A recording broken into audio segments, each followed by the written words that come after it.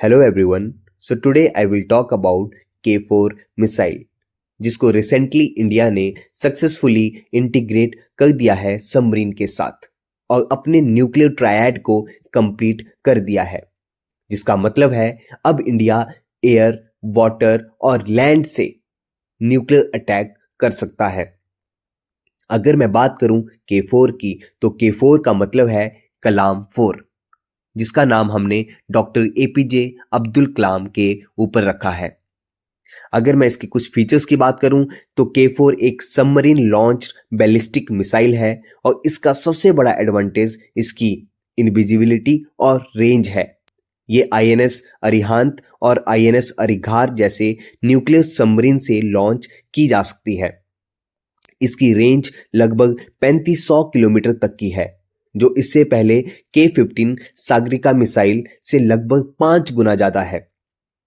अगर मैं इसकी एक्यूरेसी की बात करूं, तो ये इतना सटीक निशाना दुश्मन पे लगाती है कि उसके बंकर तक को ये खत्म कर सकती है और इसका सॉलिड फ्यूल इसको with in a minute launch करने की कैपेबिलिटी देता है।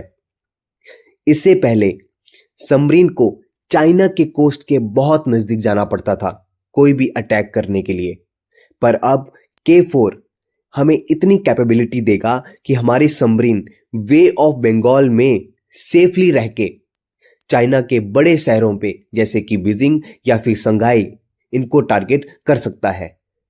और पाकिस्तान के लिए यहाँ पे चारों ओर से गेम खत्म हो चुकी है, क्योंकि अब हमारी सबमरीन कहीं से भी और कभी भी पाकिस्तान के बड़े शहरों जैसे कि कराची हो गया, इस्लामाबाद हो गया, इनको कभी भी अटैक कर सकता है।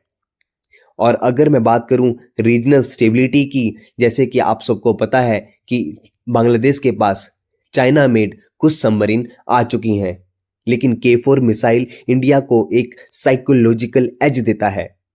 जैसे कि इंडिया इस रीजन में एक नेट सिक्योरिटी प्रोवाइडर है, लेकिन K4 के आने से ये इंडिया को एक ऐसी कैपेबिलिटी देगा कि कोई भी एक्सटर्नल पावर हमारे बैकयार्ड में किसी भी तरह की कोई दादागिरी ना दिखा सके। अगर मैं बात करूं इस पूरे सिस्टम की, तो K4 को सक्सेसफुली इंटीग्रेट करके इंडिया पूरे वर्ल्ड का 5वां नेशन बन चुका है जिसके पास एक कंप्लीट न्यूक्लियर ट्रायड है। मतलब उसके पास एक कैपेबिलिटी है कि वो एयर, वाटर और लैंड से न्यूक्लियर अटैक परफॉर्म कर सकता है। So guys, this is all about K4 missile. Thank you so much.